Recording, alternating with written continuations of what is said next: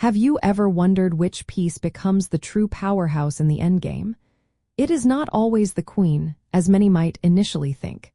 In fact, it is often your king, transformed from a vulnerable monarch into a crucial fighting piece.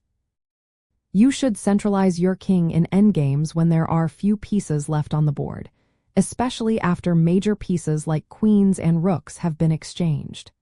This move significantly enhances your king's participation in the fight, making it a critical asset rather than a liability.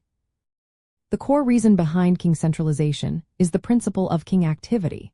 With fewer pieces to launch a direct attack or deliver a checkmate, the king's safety increases dramatically. This newfound security allows it to emerge from its defensive shell and actively influence the game.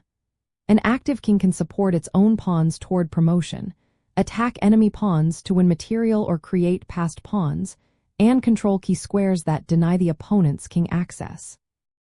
It becomes an essential fighting unit, capable of both offense and defense, often deciding the outcome through its direct participation. To effectively centralize your king, first, carefully assess the safety of the board. Ensure there are no immediate threats or long-range checks from remaining enemy pieces, such as rooks or bishops. Next, identify the strategic target squares for your king. These are typically central squares, squares that support the advance of your pawns, or squares that cut off the enemy king from its own pawns or defensive posts.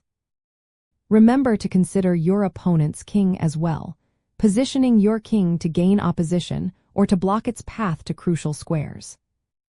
Understanding the concept of the active king is a game changer. It shifts your perspective from seeing the king as purely a target to recognizing its immense utility as a fighting piece. This principle is famously embodied in ideas like the rule of the square, which helps you calculate if your king can catch an opponent's passed pawn. By applying this, you convert what was once a liability into one of your most decisive pieces, ready to march forward and claim victory.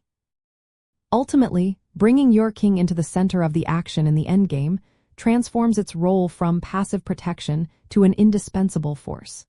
It becomes the central figure in converting material advantages, supporting pawn advances, and securing the win.